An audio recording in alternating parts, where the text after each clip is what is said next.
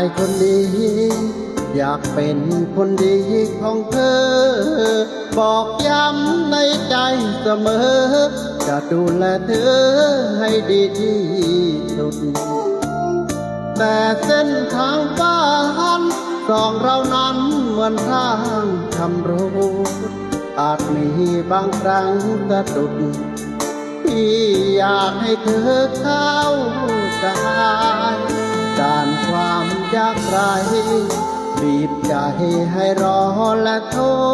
ษปลายปีนข้ามไปไม่พ้นหลายคราวต้องพ้นเที่ยวเริ่มต้นมา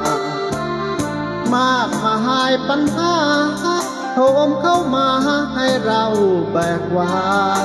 บางครั้งไม่ได้ตั้งใจจะทำร้ายรักเราเลิกงานกินเหล้าเรื่องเมายอมรับมีบ้างกลับดึกบางครั้งเดินห่างเพราะงานบางคราเลอออกนอกทางให้เธอต้องทนฟังข่าวนอกกายมีบ้างยามเหงาแต่ไม่เคยนอกใจสักทีผู้ชายคนนี้ยังเป็นคนดีของเธอถึงผิดไปบ้างยังเพลอแต่ใจรักเธอนั้นยังคงที่รักอาจมีมานแต่ไม่มีวันพรากใจดวงนี้ทุกอย่างต้องไปได้ดีขอเพียงแฟนพี่เข้าใจ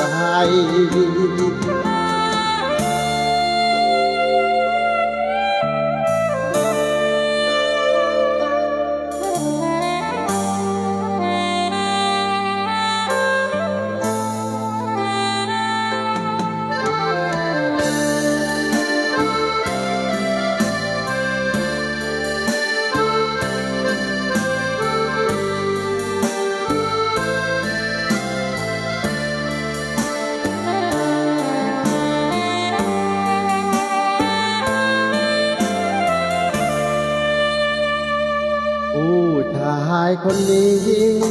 ยังเป็นคนดีของเธอถึงผิดไปบ้างยามเพลอแต่ใจรักเธอนั้นยังคงที่รักอาจมีมานแต่ไม่มีวันพรากใจดวงนี้ทุกอย่างต้องไปได้ดีขอเพียงแฟนพี่เข้าใจ